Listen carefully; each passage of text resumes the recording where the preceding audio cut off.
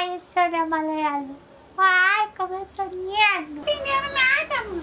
Ai, ataque, ataque, ataque. Hello, galerinha. Cá estou eu o mais confortavelmente possível, porque a gente vai passar um tempinho aqui conversando sobre uma leitura que eu não trouxe pra cá. E por isso eu vou ter que levantar de novo. Pronto, agora eu já peguei.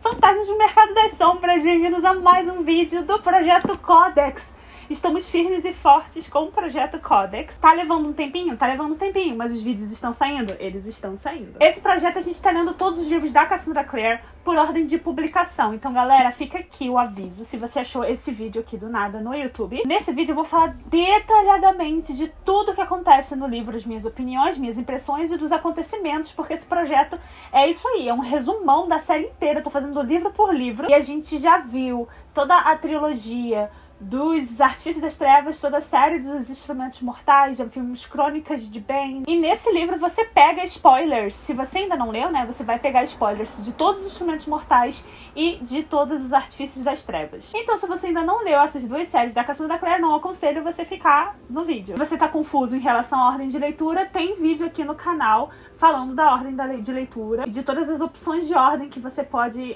ter. Avisos antes da gente começar. Caso vocês escutem pessoas falando muito alto, é família, tá? Eu não moro sozinha. E assim, vocês sabem como é que é carioca. Eu não sei se vocês sabem, mas assim, a gente fala alto e a gente parece que tá brigando o tempo todo, mas na verdade a gente tá só conversando. E a minha Dina tem uma voz anormalmente alta, então assim, se vocês ouvirem é ela, e ela não tá morrendo, ela tá conversando. Então aqui nos Fantasmas de Mercado das Sombras, a gente acompanha um personagem em comum, né, em todos os contos. É um livro de contos que passa através dos séculos, né, através do tempo.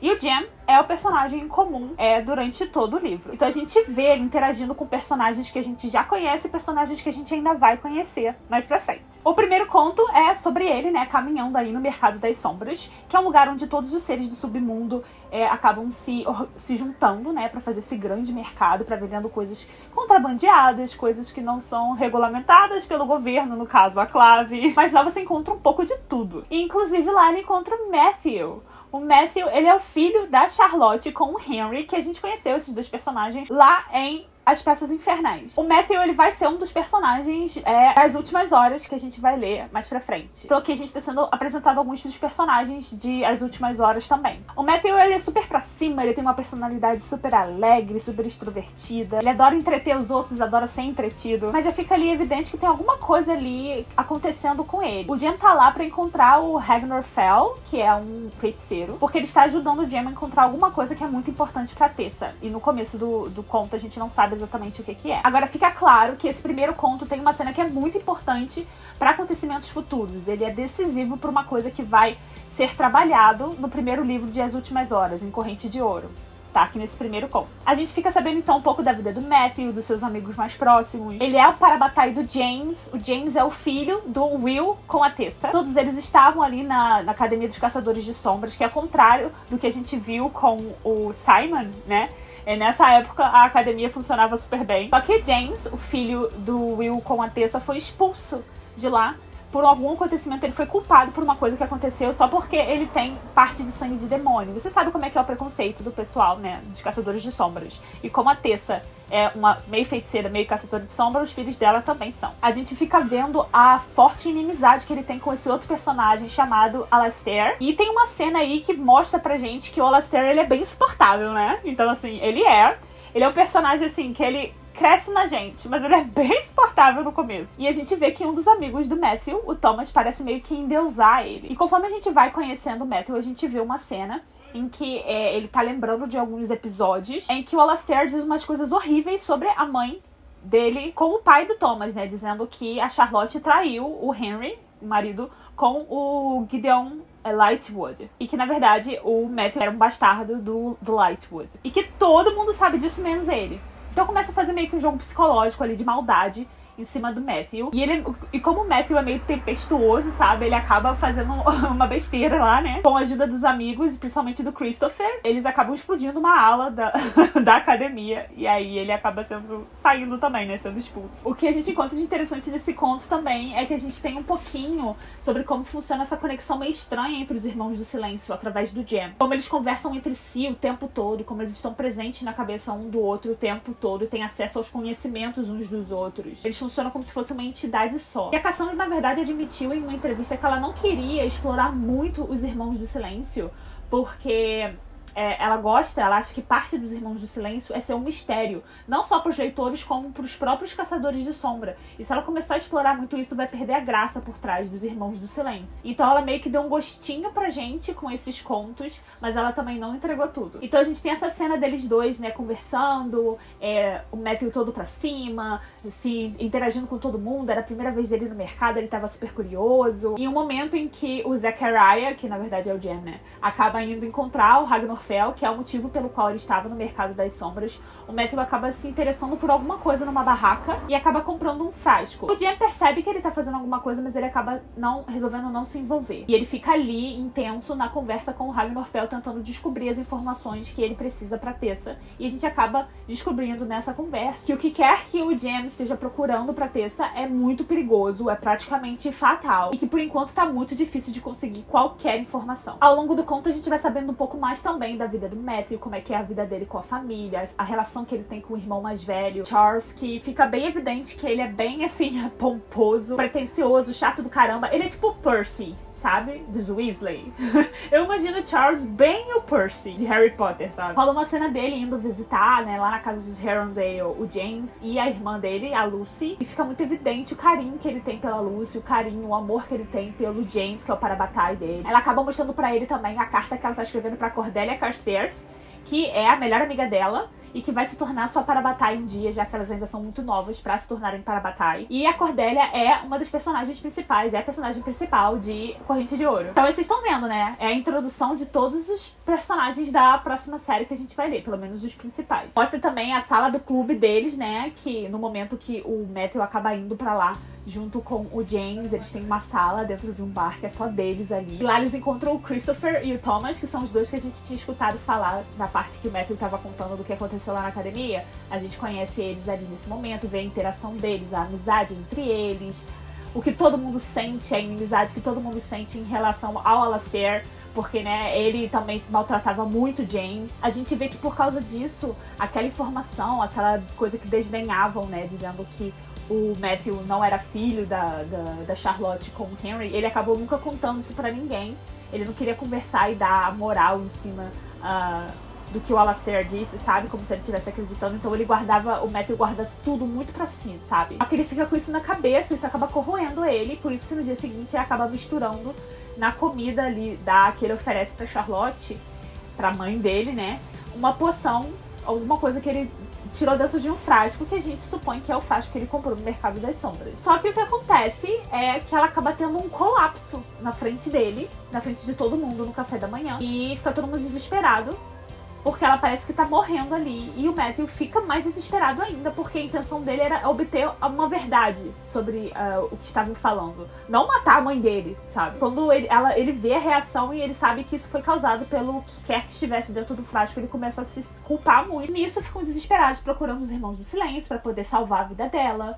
Né? Os Herondale vão pra lá pra tentar ajudar, todo mundo vai pra lá, uma mobilização do caramba, porque aparentemente a Charlotte tá morrendo. E nisso, enquanto o Jem tá lá como Irmão do Silêncio, né, pra tentar ajudar a Charlotte, o Henry, que, né, é o pai do Matthew, acaba tendo uma conversa com ele muito séria, muito aberta. E a gente sabe como é que o Henry é, né? Ele vive ali no mundo dele, nas invenções dele, ele tem um pouco de dificuldade de se relacionar com a família, mas a gente sabe como eles se amam, né? E aí, quando eles conversam, o Matthew percebe que era tudo idiotice, que ele não devia ter deixado o Alastair entrar na cabeça dele dessa maneira. E agora ele tá se sentindo um lixo porque a mãe dele pode morrer por causa dessas inseguranças dele, sabe? E nisso ele acaba descobrindo também que, na verdade, a mãe dele tava grávida. A Charlotte estava grávida e por causa do que ele deu pra ela, ela não vai mais ter o bebê morreu. O Zachariah depois tenta conversar com ele, né, o Jem, tenta conversar com o Matthew pra tentar fazer com que ele se abra pra família, sabe? Que ele conte, que ele converse sobre o que aconteceu, sobre o que ele fez, porque ele sabe como um segredo pode destruir alguém, porque a gente passou isso tudo com o Will, né? O negócio do que o demônio falou pra ele, que ele nunca, todo mundo que amasse ele ia morrer, e ele acreditou e não conversou com ninguém, e aquilo acabou com a vida dele durante... Não acabou com a vida dele, mas assim, dificultou muito a vida dele e a vida de todo mundo durante muitos anos. Ele sofreu muito por causa disso. Então o Jem tenta convencer ele a conversar e a se abrir, porque só conversando que a gente resolve as coisas, sabe? O Jem, inteligentíssimo, maravilhoso, sábio, te amo, Jem. Só que o Matthew acaba não querendo fazer isso, e ele meio que dá uma desconversada. E o Jem, sendo perfeito, não vai ficar forçando nada, sabe? E, enfim. Só que nisso, o Matthew acaba resolvendo nunca se perdoar por causa do que ele fez, carregar a morte do bebê pra sempre nas costas dele, por ter quase também matado a mãe dele. Não se abre pra ninguém, nem pro James, afasta todo mundo e resolve que ele vai se martirizar por isso pelo resto da vida. É um livro da Cassandra Clare, né? O que vocês acham? Depois do Will, tinha que ter alguém pra ser o mártir. Apesar de que, né, o Matthew não é um Herondale. Aguardem, porque o James não fica muito pra trás. Agora, o final do conto, a cena do Jem, da Tessa e do Will. Somos todos muito cadelinhas? Somos, né? Porque foi lindo. Agora, no segundo conto, a gente acompanha principalmente a Anna Lightwood. E a Anna, gente, a Anna é maravilhosa. Ela é uma das minhas personagens favoritas e eu amo esse conto com todas as minhas forças. Porque a gente conhece um pouco mais da vida dela, da relação com a família, com os amigos, né? Incluindo ali o Matthew e esse grupinho que a gente conheceu no conto anterior. Só que a gente acompanha ela com a dificuldade de se encaixar nos padrões da sociedade, no padrão imposto. Mesmo dentro da comunidade de Caçadores de Sombra, que já é uma comunidade bem reduzida. Nos padrões de como ela tem que se vestir, de como ela tem que se portar, agir, né, de personalidade e tudo mais, usar os vestidos e ser uma dama, o que é ser uma dama, né? Mas é muito incrível ainda ver que, apesar disso tudo, ela consegue manter uma personalidade pra cima e alegre, sabe? A gente vê como ela admira o Matthew pelo jeito que ele é espalhafatoso, sabe? Ele se veste do jeito que ele quer, ele faz o que ele quer, ela quer se sentir livre que nem ele, ela quer usar roupas masculinas porque ela não se identifica com as roupas femininas, e ela quer usar as coisas que ela quiser, sabe? E aí o Matthew acaba dando uma oportunidade perfeita pra ela. A Anna já costumava entrar escondida no quarto do irmão dela, do Christopher, e usar as roupas dele na frente do espelho. E você vê a confiança dela quando ela usava as roupas do Christopher, né? E aí ela acaba tendo essa oportunidade, junto com o Matthew, de sair por aí na noite em um bar do submundo. E o Matthew diz que ela tem que estar disfarçada porque uma dama não pode sair a essa hora da noite. E aí ela vai acabar usando as roupas, se veste do jeito que ela sempre quis se vestir e sai na noite com o Matthew. E aí a gente vê a autoconfiança dela inflar, né? A forma dela andar, dela se portar, ela começa a flertar com as meninas do jeito que ela gostaria de flertar. E eles entram nessa boate do submundo, né? Que é uma boate que tem mundanos ali também. E aí na conversa eles percebem que esses mundanos são adoradores de demônios. E como Caçadores de Sombra, isso aí devia ser um pouquinho preocupante, né? Tanto pro Matthew quanto pra Anna. Mas eles estavam ali pra se divertir. E como não estava acontecendo nada ilegal, eles só ficaram na dele. Mais pra frente a gente vê ela também no dia seguinte conhecendo a Ariadne, que é a filha adotiva do Inquisidor. Ela vai junto com a família, né, pra um almoço e a conhece a Ariadne.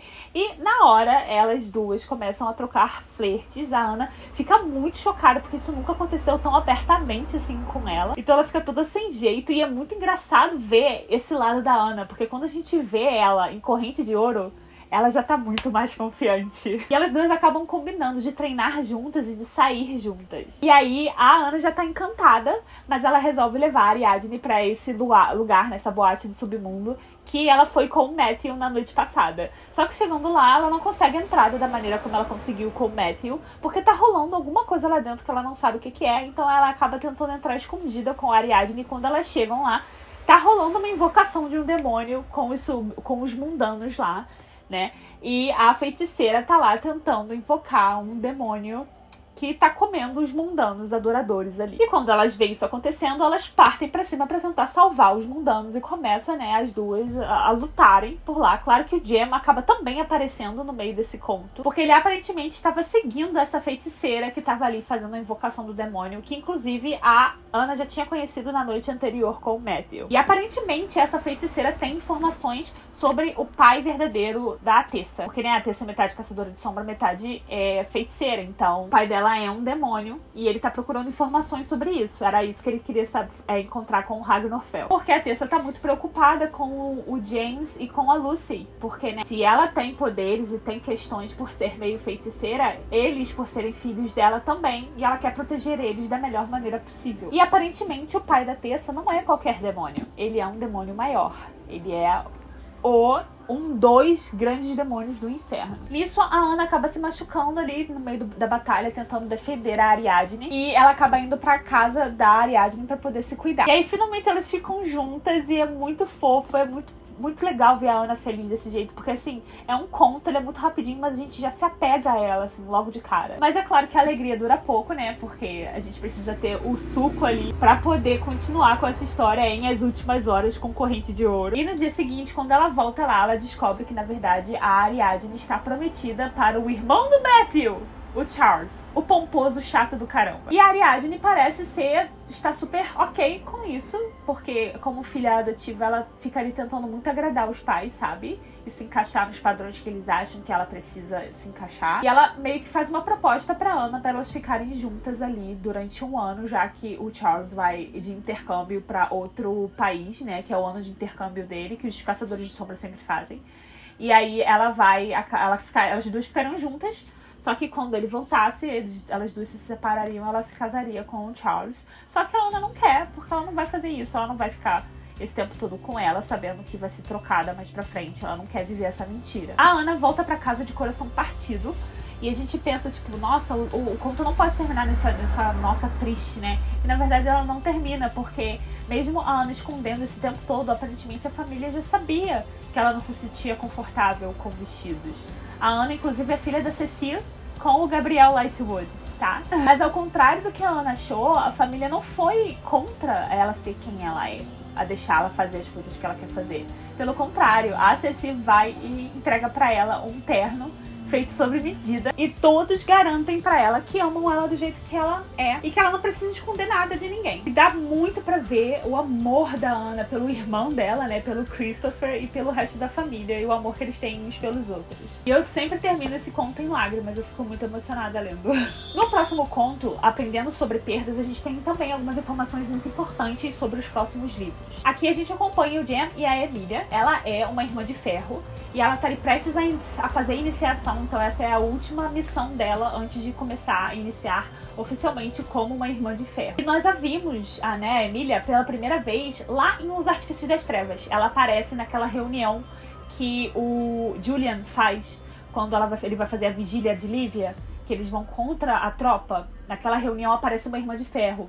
É ela. Ela e o Jem foram designados pra ir nessa cidadezinha porque aparentemente andam acontecendo coisas muito sobrenaturais lá. E eles alguém acabou encontrando a Damás lá, que é aquela pedra preciosa usada para confeccionar as armas dos Caçadores de Sombras. Quando eles chegam lá, na verdade, acabou surgindo meio que uma feira, um mercado das sombras ali, com a permissão garantida dos mundanos. Então os mundanos estavam ali dentro desse grande mercado das sombras, dessa grande feira que parecia um festival, sendo exposto a todos os tipos de magia e coisas perigosas ali, sem saber exatamente o que estava acontecendo. Eles acabam encontrando uma criança com o poder da visão e apontam um caminho para eles através de um labirinto, porque é onde parece que se encontra a maior concentração de atividade demoníaca e onde eles acham que o Adamas provavelmente está. Chegando lá, eles encontram ninguém mais, ninguém menos do que Belial. Ele é um príncipe do inferno. E depois de uma série de ilusões, onde o Jem acaba se vendo como ele era antes de se tornar a Mão do Silêncio, a vida impossível que ele poderia ter tido ao lado de Will e Tessa, a Emilia também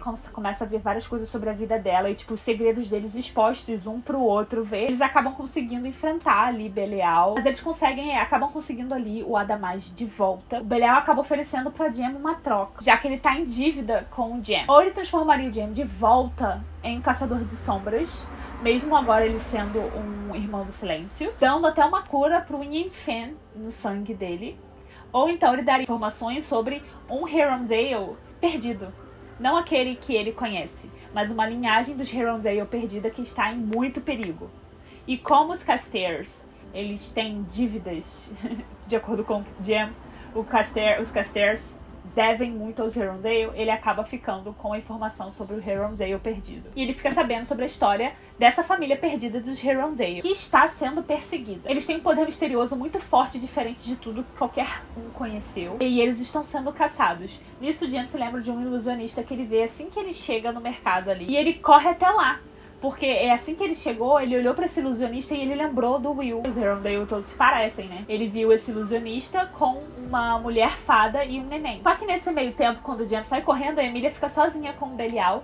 E ela fica muito impressionada com o James, né? Com o jeito dele, mesmo sendo um irmão do silêncio. Ela vê como ele é diferente dos outros. E aí ela faz uma troca com o Belial. Ela diz que se o Belial conceder um desejo pro James, ela promete que ela não vai passar o resto da vida dela tentando confeccionar uma arma especialmente para matar o Belial. E o desejo que ela quer pro James é que ele consiga passar um tempo como ele mesmo, com a pessoa que ele mais ama no mundo, que no caso é o Will, porque o Will já está bem velhinho e está ali quase morrendo. Mesmo que seja em sonho, ela quer que ele tenha essa oportunidade de passar um tempo com ele. E o Belial, como fica um pouco assustado com o jeito, com o poder que a Emilia emana, ele acredita que ela pode ser capaz de criar mais pra frente uma arma que possa matar ele. Então ele vai e concede esse desejo pro Jem. E é por isso que no final desse conto tem a cena mais fofa do Jem tendo esse sonho, esse desvaneio aí, com o Will e eles dois juntos, jovens novamente, e aproveitando um tempo juntos, sendo que a gente sabe que na verdade o Will tá bem velhinho, quase morrendo, mas eles têm essa dádiva, né, de poder ficarem juntos, de fazer coisas juntas, coisas que eles nunca puderam fazer antes, porque o Jem também estava sempre doente. E nós obtemos então a informação dessa linhagem de Herondale que foi perdida, que na verdade a gente já sabe, né, que o Kit vem dessa linhagem, né, lá dos Artifícios das Trevas. Agora a gente só tá voltando no tempo e descobrindo um pouco como essa história veio à tona. Porque essa parte da história aparece do nada nos Artifícios das Trevas e pega a gente de surpresa. No próximo conto, Um Amor Mais Profundo, a gente tá num período histórico um pouco mais difícil. A Tessa tá tentando retomar a sua vida depois da morte do Will. A gente vê quão difícil foi pra ela viver no mundo sem ele. Ter que se afastar dos filhos, dos netos, porque as gerações vão se passando e ela permanece a mesma. Ela achar que não tem mais lugar entre os caçadores de sombras, porque sem o Will, ela não se sente parte caçadora de sombra, porque o Will sempre lutou muito por isso, por ela. O plano de fundo é a Segunda Guerra Mundial e eles estão em Londres, que está sendo bombardeada, e a Tessa tá trabalhando como enfermeira para cuidar de mundanos feridos na guerra. E ela tá junto com a Catarina Loss, que a gente conhece ela lá dos Instrumentos Mortais, né? E elas duas estão trabalhando juntas. No meio disso tudo, o Jem agora está em busca do Herondale perdido, né, tá tentando traçar aí essa família. Ele ainda não contou pra Tessa sobre isso. E no meio dessa busca ele acaba se deparando com uma fada que alerta que ele tá se metendo em coisas que ele não precisa se meter, que ele não tem que se meter, que ele não tem nada a ver com isso. E o Jem fica meio confuso porque, na verdade, ele tem a ver com isso sim, porque é um Herondale. E o Herondale é um caçador de sombra, então tem a ver com ele sim, que é o irmão do silêncio. E ele acaba entrando em confronto ali com a fada ataca ele e ataca de uma maneira bem mortal, sabe? Ele quase morre. E aí, no meio disso tudo, ele consegue ser levado até o hospital onde a Tessa tá trabalhando. E a Tessa, junto com a Catarina, fazem de tudo ali pra salvar a vida dele. É uma cena bem intensa, né? Desse momento que ele chega lá no hospital, que eles vão até o apartamento delas e Londres sendo bombardeada e ruas explodindo e pessoas morrendo. Eu fiquei bem tensa, assim, sabe? Chegando lá no apartamento, então, elas conseguem salvar ele depois de muito sufoco. E assim, gente, as cenas da Tessa com o Jem pra mim são absolutamente tudo, porque eles são o meu chip eterno desde as Peças Infernais. Então eu fico muito feliz e qualquer cena deles, qualquer migalha eu estou aceitando. Então assim, esse é o meu momento.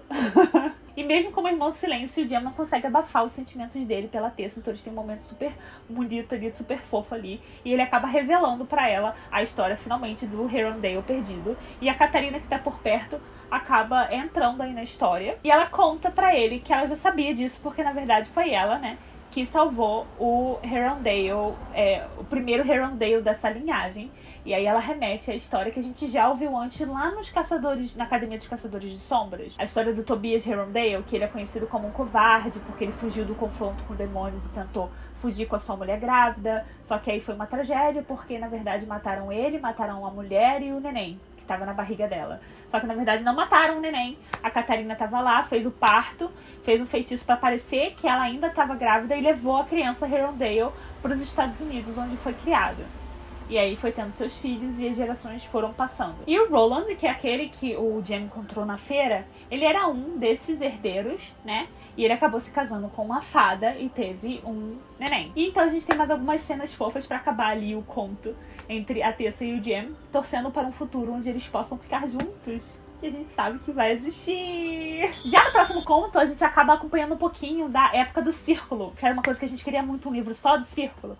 Então, aí a gente acompanha um pouquinho dessa história. Mas a gente segue aqui o Stephen Herondale. A gente ouviu falar bastante dele, né, na época dos Instrumentos Mortais, mas pro final, né, porque no caso ele é o pai do Jace. E a gente vê a história dele e também com a Celine, que a gente também conheceu ela. A gente sabia por alto o que tinha acontecido, né, lá nos Instrumentos Mortais, mas era mais pelo lado da Amatisse, que era a mulher original ali do Steve. Agora a gente sabe melhor o que rolou, né? Eles estavam lá em Paris, né, o Steven, a Celine e o Robert Lightwood, que é o pai do Alec. Eles estavam atrás de 2 caçadores de sombras que aparentemente estavam fazendo contato com coisas ilegais, com pessoas do submundo, com seres do submundo. E essas coisas não eram dignas de caçadores de sombras, de acordo com o Valentim. A gente conhece um pouco da infância difícil da Celine, de como ela era maltratada pelos pais, do abuso, né, infantil, e a obsessão dela pelo Steven, mesmo ele sendo casado com a Amatisse. Rola até um momento ali em que o Steven, ele é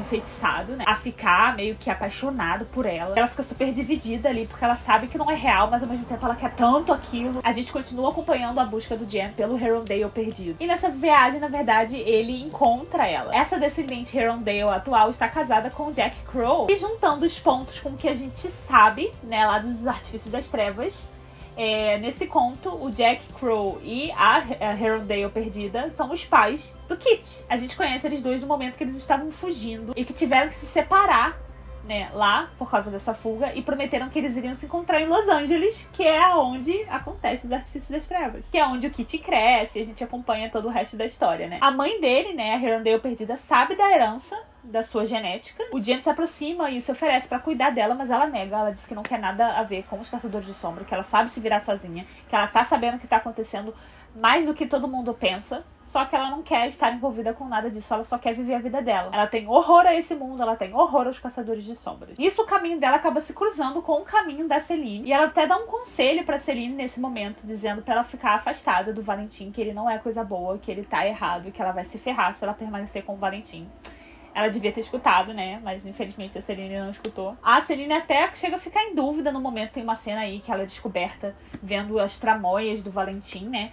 Mas ele acaba convencendo ela, manipulando ela. Inclusive, ele acaba envolvendo os pais dela, os pais abusivos dela nisso tudo. Porque, na verdade, ele não contou que esses 2 caçadores de sombra que eles estavam procurando lá eram os pais da Celine. E que ele estava fazendo de tudo para que eles fossem pegos pela Clave e que pagassem pelos seus crimes. E de alguma maneira o Valentim sabia do abuso que ela sofria quando ela era mais nova. E nisso tudo ele manipula tanto ela a ponto de virar pra ela e falar assim: olha, tá vendo só, eu vou dar um jeito nos seus pais, você vai conseguir tudo o que você quer, porque eu também posso te dar o Steven de bandeja. E ela fica meio assim: mas ele é casado. Aí o Valentim: não, mas isso não é um problema, eu vou fazer ele enxergar que ele tá com a mulher errada, e aí você vai ser a mulher que vai ficar com ele. E a Celine sabe que no fundo isso tudo seria muito manipulação, que não era um desejo de verdade do Steven, mas ela acaba aceitando porque ela quer muito o Steven, não importa o que ela tiver que fazer pra ter ele. E é aí que o Valentim consegue manipular e afastar o Steven da Amatisse pra que fique com a Celine. Ainda mais por causa daquela situação com o Luke, né, que ele acaba virando lobisomem, e aí a Amatisse não serve mais por ser parente do Luke. É um conto meio triste por causa das injustiças e manipulações, e porque a gente sabe qual é o futuro do Steven e da Celine. Mas foi legal ver as histórias acontecendo, já que lá nos Instrumentos Mortais a gente só escuta por alto, né. No próximo conto a gente sabe também da história que a gente só escutou por alto lá nos Instrumentos Mortais, que é o momento em que Jace vai viver com os Lightwood lá em Nova York, no Instituto de Nova York. E eu adoro esse conto, né, eu adoro ver essa cena, adorei reler esse momento. E é o momento que ele vai de navio, né, de Idris até Nova York. Mas ao mesmo tempo, né, pra gente saber como essa história se desenrolou, a gente fica sabendo através do carrancudo Rafael Santiago, que nessa época ainda está vivo, e também junto com a Lily, que todos nós adoramos, que navios com carregamento de Yin-Fan estão chegando para Nova York para acabar com a cidade. E por isso o Rafael vai até o irmão Zachariah, que é o Jem, porque ele sabe da história passada do Jem com o Yin-Fan, e é só por isso que o Jem, hoje em dia, né, naquele momento, era Irmão do Silêncio. E o Jam tem essa questão com o Yin Fen, que ele jamais iria permitir que o Yin Fen ficasse, né, disponível novamente em Nova York, que aquela droga acabou com a vida dele, né? Então ele não vai permitir que isso continue. Então é por isso que ele resolve, obviamente, ajudar o Rafael e a Lily para impedir que o carregamento chegue. Só que ele diz pro Rafael e pra Lily que eles tinham que, na verdade, procurar um instituto. Porque o instituto é responsável para ajudar essas questões, não os Irmãos do Silêncio. E o Rafael levanta a questão de que ele não confia no instituto, de que ninguém confia no instituto. Porque, né, isso tudo se passa logo depois da confusão com o Círculo, né? Então, o Círculo queria erradicar o pessoal do submundo, então é óbvio que eles não vão confiar num instituto que está sendo dirigido Robert Lightwood e pela May Reese, né, que eram partes do Círculo. E isso gera toda uma desconfiança e uma inimizade e um problema ali pro pessoal pra Nova York, né, porque se os seres do submundo não confiam no instituto, quem eles recorrem, né? O Zachariah, né, o Jam, fala que não, que ele vai junto com eles até lá e que eles precisam falar com o instituto e eles vão ajudar ele porque eles estão ali porque eles se arrependem dos crimes que eles cometeram, se arrependem das escolhas e que eles vão fazer o possível pra ajudar sim. E eles vão todos juntos até lá pra conversar com o Robert e a May Reese. E é claro que lá na hora eles se dispõem sim a ajudar a acabar com esse carregamento, a não permitir que ele chegue a Nova York. E é legal ver o Alec e a Isabel pequenininhos, sabe? Vendo o Rafael pela primeira vez e achando ele super irado, super descolado. E o Alec achando ele super legal e atraente. E é muito bacana ver eles dois e a relação deles, assim, desde criança, sabe? Agora que a gente precisa comentar da Lily dando em cima do Jam. Mesmo como Irmão de Silêncio, ela dá muito em cima dele, dizendo que ele é super gato, dando vários apelidinhos engraçados. Eu adoro a relação da Lily com o Jam. É absolutamente tudo. Porque, né, querida, a gente entende. Lily, eu te entendo. O Jam é perfeito. É muito legal ver também ali como o Jace mais novo, com toda a relação, né, quando eles vão, né, pra invadir lá o navio, que o Jace tá, inclusive, no mesmo navio que tá tendo o carregamento de Yin Fen. E aí eles começam a lutar, o Jace ajuda a lutar também lá, tem um embate. E como ele é como uma criança bem madura, sabe? Um adulto num corpo de criança, mas ao mesmo tempo uma criança que é carente, que precisa de aprovação. E é legal ver essa interação dele com os Lightwood pela primeira vez, quando eles chegam lá no instituto e ele esconde que se machucou durante o embate porque ele acha que é errado, que ele errou por ter se machucado. E aí ele vê finalmente como é diferente a relação de uma família quando a Isabel e o Alec vão juntos pra tentar tratar do ferimento dele. Algo que ele é burro por ter escondido isso, que o Mairatse iria resolver sem problema nenhum. E que isso não é um problema muito grande, sabe? Que não é um erro, ele só se machucou enquanto ele lutava. E quando aparece a May Reese e o Robert vê o Jace ali, e eles ajudam ele também. E essa relação deles, esse primeiro momento, é muito fofo, tocou meu coração. Já no próximo conto, a gente vê o Alec recebendo um pedido de ajuda inusitado do Jam e da Tessa. Já se passaram aí muitos anos. E os dois ainda estão procurando os Herondale perdido pra sempre, procurando os Herondale perdido.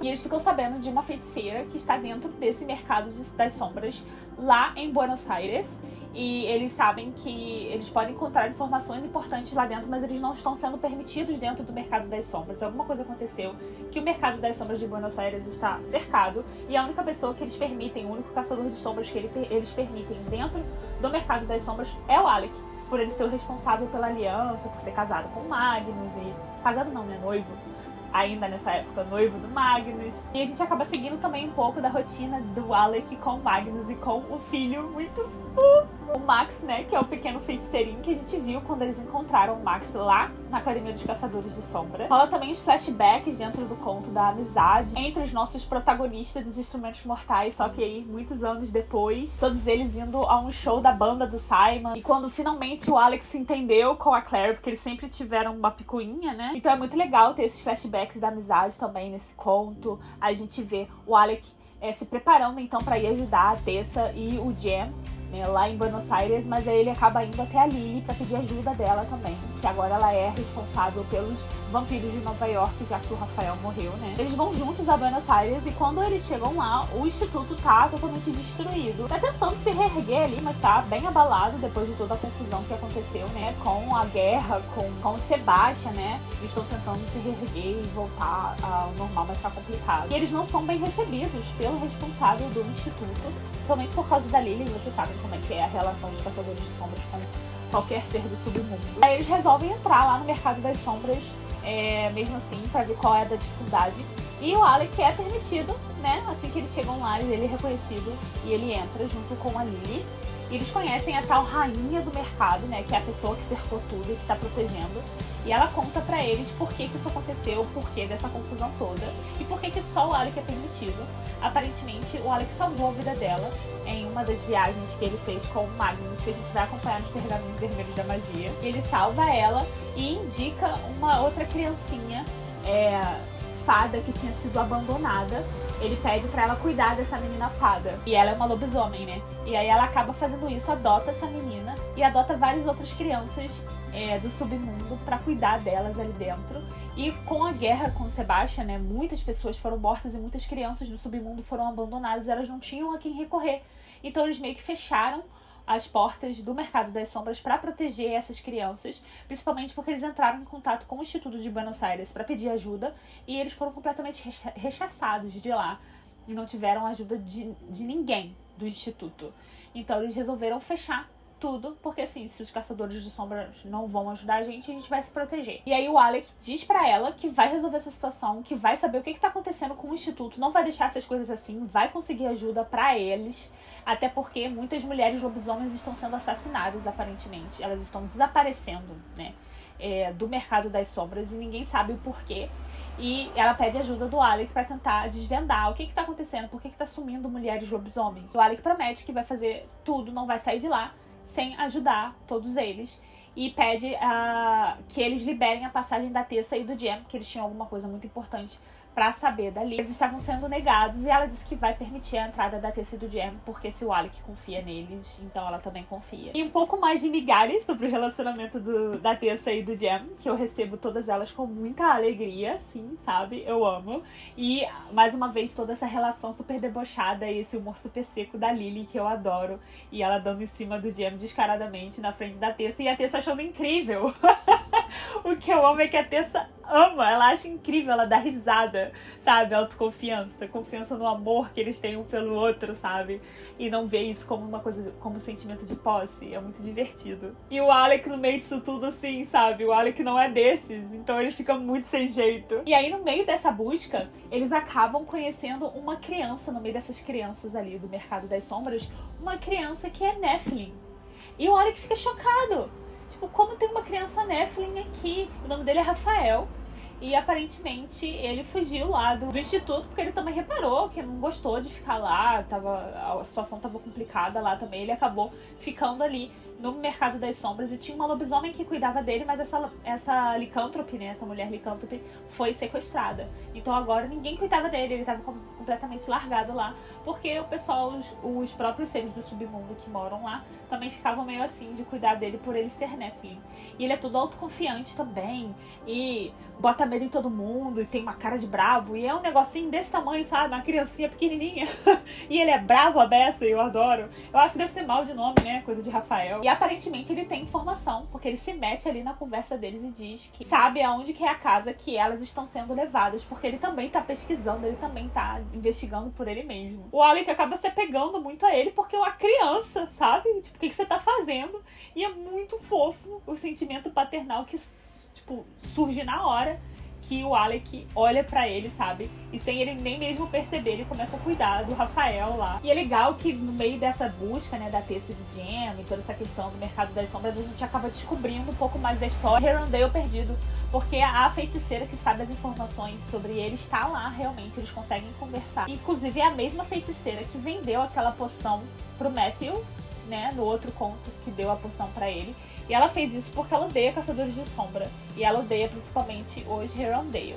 E a gente fica sabendo que é porque tudo isso está conectado sim com as fadas. A gente fica sabendo um pouco mais, né, do primeiro herdeiro das fadas, né, que é o filho do rei Ancili com a rainha Cili.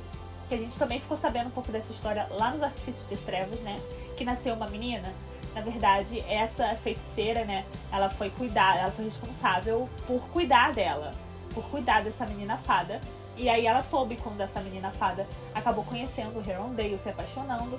E ele meio que fez ela fugir, né? Fugir do mundo das fadas, e por isso que eles viviam foragidos. E era o tal Roland, que a gente viu lá atrás com a mulher fada. Ela era a primeira herdeira. E a família deles, dos Herondale, está sendo caçada por isso. Porque um Herondale, o Herondale perdido, se casou com a primeira herdeira da corte Silly e Unsilly e tiveram filhos. E agora eles estão tentando eliminar todos esses filhos de todos esses herdeiros, porque, na verdade, ele vai ter poderes absurdos, né? Que é poder poder das fadas com o poder dos caçadores de sombras, sendo que ele também é da realeza. Porque, né, filho do rei Silly, tem o sangue da rainha Silly e do rei Unsilly, olha isso. E a gente sabe de quem ele tá falando, né? A gente sabe que é o Kit. E em relação a todos esses desaparecimentos das mulheres licântropes, a gente fica sabendo que o Instituto tá ligado a isso. Eles fizeram um acordo para poder vender o corpo das mulheres licântropes para poder gerar bebês demônios, que são, né, metade licântrope e metade demônio, para fazer esse cruzamento. O Alec fica possesso quando ele descobre isso e eles vão lá para tentar invadir essa casa e salvar essas licântropes de lá.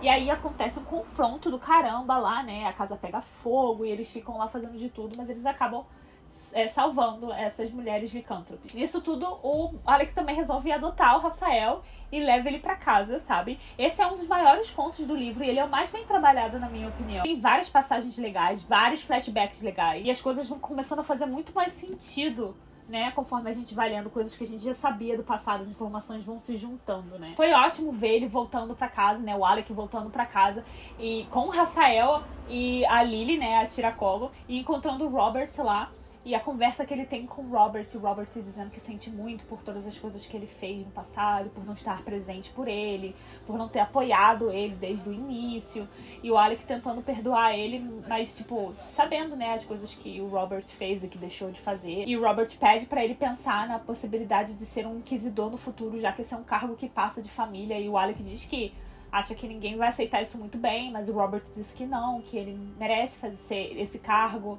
ser o responsável pelas leis e tudo mais. E pede pra ele pensar sobre isso, e o Alec fica surpreso, tipo, nossa, fico surpreso de você ter confiado em mim, porque inicialmente ele acha que ele vai oferecer esse cargo pro Jace, não pra ele. E o Robert fala, não, é pra você. Sabe, o Jace já tem um instituto que ele coordena junto com a Clary e tudo mais. E doeu muito o coração quando o Robert disse que quer fazer mais parte da vida dele, estar presente com ele, o Magnus e o filho, e dizendo que eles vão ter todo o tempo do mundo pra isso, quando a gente sabe que não, porque ele morre nos Artifícios das Trevas. Eu fiquei tipo assim, cara, que dor isso, hein? Porque a Sandra não precisava. E também a cena dele entrando em casa com o Rafe, né, que é o Rafael, e a relação imediata que ele tem com o Magnus, que ele sempre acha o Magnus incrível, né, muito fofo. E o Alec chega tipo assim, nossa, mas ele já tá aí e vocês já estão se dando super bem, eu nem consegui conversar com você, né? E aí ele sai com o Magnus pra conversar durante um minutinho, e o Magnus já tá tipo, eu abri um quarto pra ele, fiz não sei o que, não sei o que. Aí o Alec fica tipo, mas a gente nem conversou se a gente vai adotar ele, eu nem te falei nada. E o Magnus fica, a gente não vai adotar ele? Como assim a gente não vai adotar ele? Mas eu já me apeguei, eu já prometi. E o Alec, mas eu nem te pedi. Aí ele, eu já sabia. Como eles são assim, perfeitos um pro outro. Ai, eu amo esse casal, eu amo. O Alec é o que eu sempre digo, ele teve o melhor arco de desenvolvimento da história. Ele começou como um insuportável e ele se tornou incrível. Eu amo. No próximo conto, através do sangue e do fogo.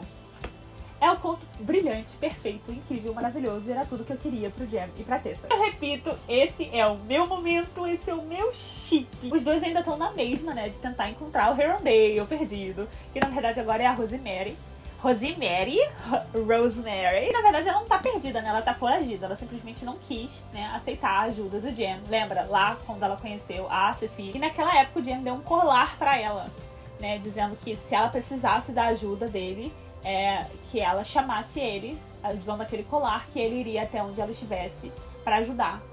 Ele não ia rastrear ela, mas se ela chamasse, ele iria. Então o conto começa com ela pedindo ajuda dele usando o colar da garça, né, que foi enfeitiçado pelo Jem. Ela pede socorro em Los Angeles e o Jem e a Tessa vão desesperados até lá, porque finalmente eles vão se encontrar. Eles pegam um portal, né, com a ajuda do Magnus e vão correndo pra lá, só que quando eles chegam, a situação já está bem complicada. O Fall tá lá, que é um dos guerreiros de Manaan, que a gente conhece, né, lá nos Artifícios das Trevas, né, que inclusive, se eu não me engano, a Emma mata ele, não é isso? E eles entram em confronto, né, Jem, Tessa e a Rosemary, que tá quase morta ali, com o Fall em cima dela. Eles tentam salvar ela de todas as maneiras, mas o Fall simplesmente acaba com todos eles, pra gente ver o quanto a Emma é incrível com Cortana, porque ela sozinha matou o Guerreiro de Manaan. E o Jem, a Tessa e a Rosemary juntos não conseguiram. E aí, antes de morrer, né, depois do ferimento fatal, mortal ali, ela só pede, por favor, que o Jem e a Tessa, que eles protejam o filho dela. Que eles façam o possível pra proteger ele, encontrar ele, proteger ele. E a Tessa, depois que ela morre, tenta se transformar nela, porque a Tessa consegue retirar as informações, né, as lembranças, quando ela faz a transformação. A gente viu isso nas Peças Infernais. Só que é muito difícil pra Tessa retirar essas informações dela, e a própria Rosemary não sabe de muita coisa, porque ela fez questão de não saber. Ela fez questão de não ter tanta informação, exatamente pro filho não conseguir ser rastreado através dela, o que dificulta muito a vida deles dois, né?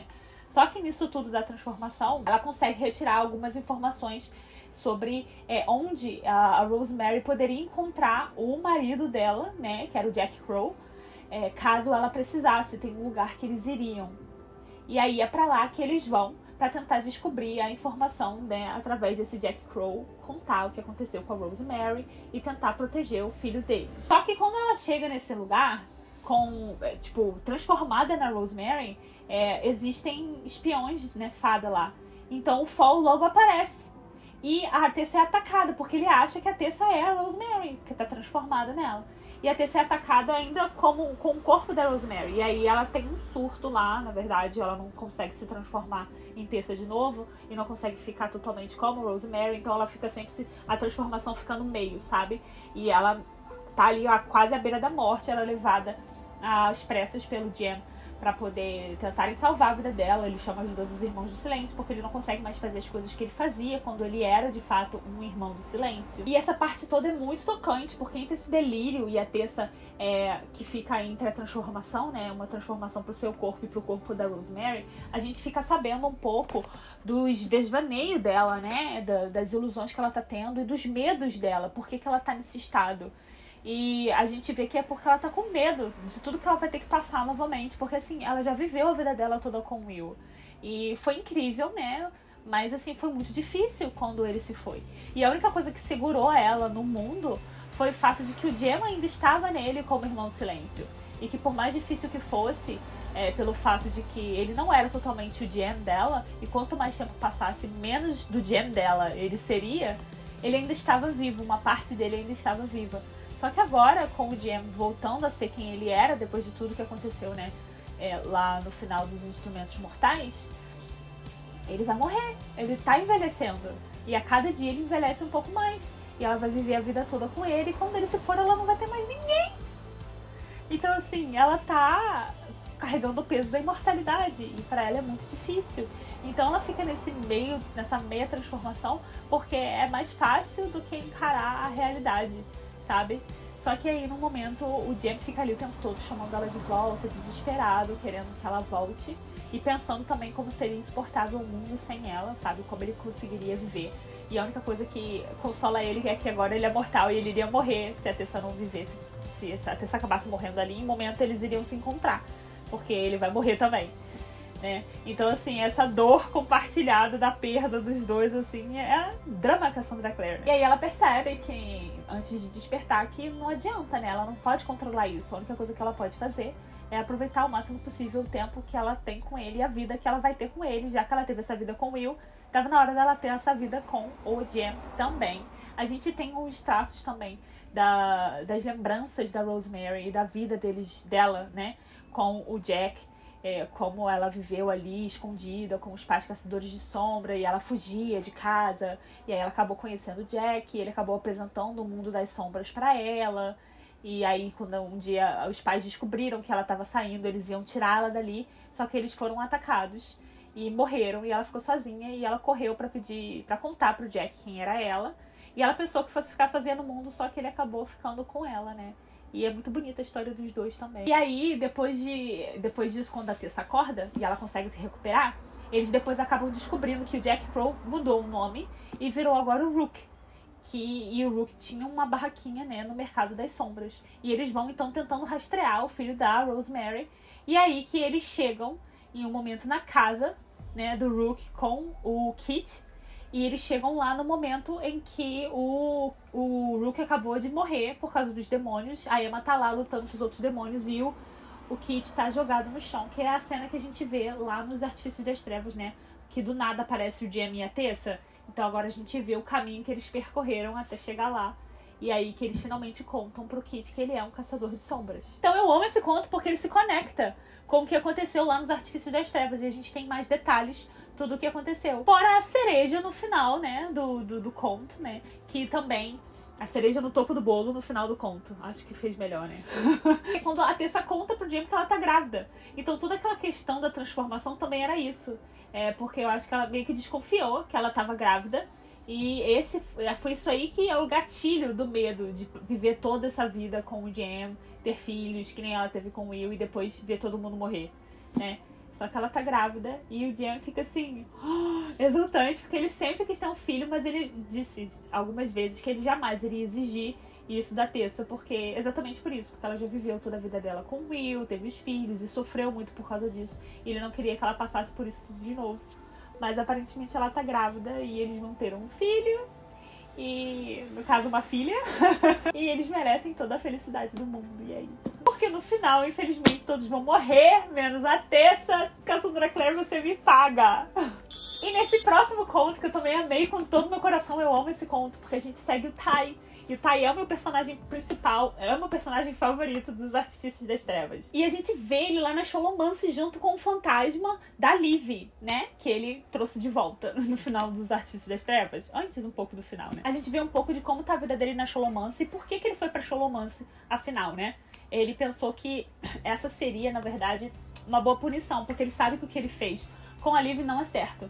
Que ele usou magia das trevas pra poder trazê-la de volta, então essa é a penitência. Ele não vai viver com a família dele, ele vai viver isolado na Scholomance. A gente também vê um pouco da Liv, que nos Artifícios das Trevas o fantasma dela tava meio esquisito, né? Mas aos poucos ela tá voltando a ser como ela era antes, né? Pegar um pouco mais da personalidade dela, a gente tá descobrindo um pouco dos limites, até onde ela geralmente vai, o que ela pode fazer. A gente vê os dois bem encantados com o Lago de Ime, eu acho que pronuncia assim, que é um lago ali na Scholomance que dizem que coisas sobrenaturais acontecem ali.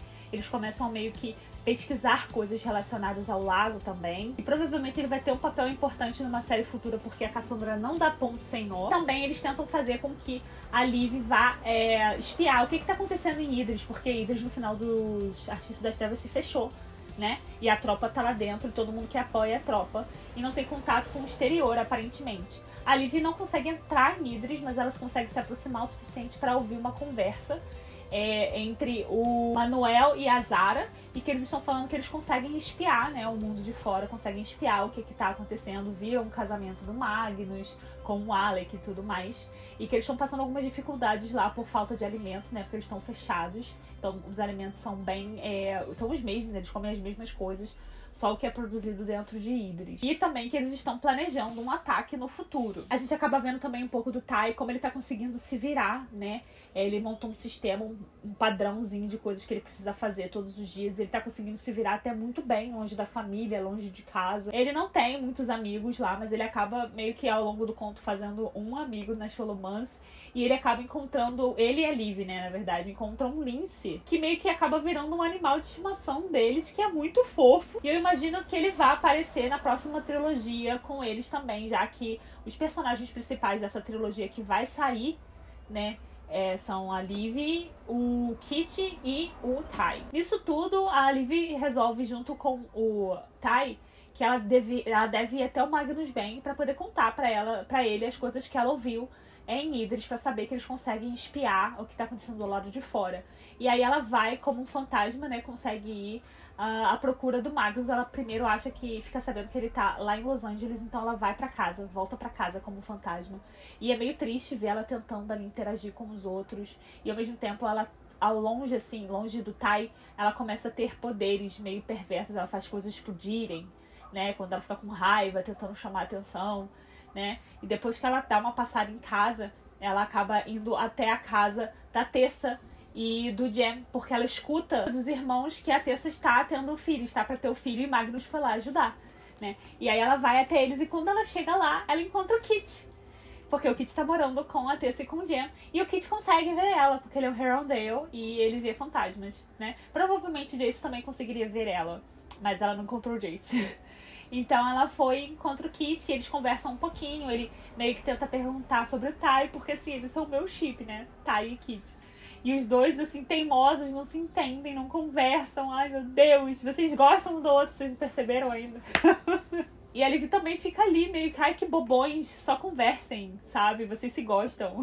E aí ela acaba ali tentando falar com o Magnus, só que nesse meio tempo ela não encontra o Magnus, ela encontra a Tessa, se preparando ali, tendo contrações, e o Jem tocando violino pra ela, e ela acaba tendo um pensamento meio louco ali, porque ela também se sente injustiçada por ter morrido tão nova. Ela queria estar vivendo, ela queria estar ali com todo mundo, né, e aí ela acaba meio que pensando em entrar dentro da barriga da Tessa pra viver como filha da Tessa e ocupar o lugar do bebê, né. E aí, quando ela começa a pensar isso, ela começa a diminuir, como se ela de fato estivesse começando a entrar no filho da Tessa. E aí, coisas começam a explodir em volta, o Magnus aparece e ela meio que acorda, sabe? E o Magnus percebe que aconteceu alguma coisa ali. E ele tem uma noção do que a Liv estava tentando fazer. E aí ele tira a Tessa e o Jem dali de perto e fala que vai conversar com a Liv em breve. Só que a Liv acaba meio que assustada por causa dos pensamentos que ela tá tendo, porque ela meio que tá esquecendo de quem ela é, porque tão longe do Tai, ela perde essa conexão. E aí ela começa a sentir que o Tai tá mal, que tem alguma coisa acontecendo de errado com o Tai. Então fala com o Kit antes, avisa ele que precisa conversar com o Magnus, pra pedir pro Magnus entrar em contato com ela, e volta pra Scholomance. Quando ela chega lá, o Tai tá na enfermaria super mal, e tem um amigo cuidando dele. Aí eles percebem, né, depois que o Tai volta ao normal, e quando o Magnus vai encontrar ela, né, percebem que ela não pode ficar tão longe assim dele, porque eles estão conectados de alguma maneira. E aí o Magnus entrega o colar da garça, que tava com o Kit, né, porque é herança da mãe dele. Ele vai, pega esse colar emprestado com o Kit oferece o colar, enquanto o Magnus faz uma magia e entrega o colar pro Tai, para que esse colar consiga proteger ele do feitiço, né? Porque como ele fez uma magia das trevas ali para trazer a Liv de volta, ele tá sofrendo as consequências disso, principalmente quando a Liv se afasta. Então o colar é para ajudar ele em relação a isso. E a Liv vai e conta pro Magnus também sobre o fato de poderem estar espiando, a Idris está espiando eles pelo lado de fora. Pra aquecer o coração, no final do conto, a Liv obriga o Tai a escrever cartas pro Kit, agradecendo, falando que sente falta, né, porque sabe que os dois se gostam e eles só não estão conversando por pura teimosia. No próximo conto, a gente acompanha um pouco da vida da Tessa, do Jem, como é que eles chamam? Mina, que é o apelido, né, e do Kit, né, da vida deles, muito fofos. A gente fica numa ida e vinda de pontos de vista, né, deles e também do Jace Sombrio, que é o Jace de Tully. Lembra que o Jace de Tully volta e aparece no mundo deles? Consegue escapar de Tully junto com o Ash. Então a gente tem essa troca de pontos de vista. Do lado do Jem e da Tessa, né? Essa adaptação que aconteceu aos pouquinhos do Kit, pra ele perceber que ele é bem-vindo, que todos querem ele ali, e que o Jem e a Tessa se importam com eles, que ele faz parte da família, né? E o Kit, que sempre viveu largado, porque o pai meio que rejeitou ele depois de tudo que aconteceu com a Rosemary, porque ele sabe que não conseguiu ficar com ela por causa do filho. E ao invés de abraçar o filho e proteger ele, ele meio que largou, né, o Kit na vida. E agora ele se sentindo amado e acolhido, pra ele também é muito diferente, sabe? E nesse outro ponto de vista relacionado ao Jace de Tully, que a partir de agora vai ser chamado de Janus, pra gente não confundir Jace com ele, né? Porque também ficar falando de Jace de Tully é muito grande, não dá pra ficar falando, né? A gente vê muito das lembranças trágicas dele, das coisas que aconteceram em Tully, das coisas que aconteceram com os personagens que a gente gosta, pelo fato de lá eles terem perdido a guerra. Ao longo da história a gente vai vendo como é que foi em relação quando o Magnus morreu, né? Com a doença do feiticeiro, que a gente viu conseguir ser curada nessa dimensão, mas lá em Tully não foi curada. E logo depois o Alec se mata. Ele, o fato do próprio Janus, né? Ter que matar a Mary-Reese na frente de todo mundo por causa do Sebastian. E a gente fica sabendo um pouco do plano dele, que provavelmente vai se desenrolar na próxima série. Inicialmente, o que ele queria era tomar o lugar do Jace. Então ele tava querendo ficar ali pra aprender todos os trejeitos e saber como o Jace daquele lugar vivia, pra ele poder matar o Jace e ficar no lugar dele pra ficar junto com a Clary. E a gente vê várias cenas, né, inclusive da Clary com o Simon e com os outros, eles se divertindo, e tem uma cena que o Janus se aproxima e ele tem uma pequena interação ali com a Clary. E no pouco momento que eles têm de interação do lado de fora, tá até escuro, inclusive, a Clary já percebe que tem alguma coisa diferente, que o Jace não tá sendo ele mesmo. E é nesse momento, com a dor do Janus, né, e de ver que ele não vai conseguir enganar todo mundo, não tem como ele saber de todas as piadas internas e tudo que aconteceu com o Jace o suficiente pra poder se passar por ele, sabe? Mesmo ele também sendo Jace, eles são diferentes. Tiveram vidas e experiências diferentes, né? Não tem como saber, não tem como um se passar pelo outro. Ele percebe que esse plano não vai dar certo, então ele tem que bolar outro plano. Inclusive, ele é bem mal, assim, ele vai deixando uma trilha de corpos por onde ele passa, né? Porque mais cedo, no conto, a gente também vê ele observando o Magnus, o Alec e a família deles brincando no parque. E ele acaba matando pessoas, assim, à torto e direito, quando encontram com ele. Inclusive, tem uma cena com o Max, que eu quase morri, né? Que o Max tá brincando ali e ele foge. E acaba na brincadeira encontrando o Janus parado, escondido. E ele acha que é o Jace, né? Porque é o Jace. E aí ele fica, tio Jace, por que você tá escondido? Não sei o que, não sei o que. E o Janus quase mata ele, mas o Max em um momento vira e fala, pode deixar, tio Jace, que eu não vou contar pra ninguém que você tá escondido aqui não, pra você ganhar a brincadeira, sabe? E aí ele acaba não matando o Max por causa disso, porque o Max diz que não vai contar pra ninguém.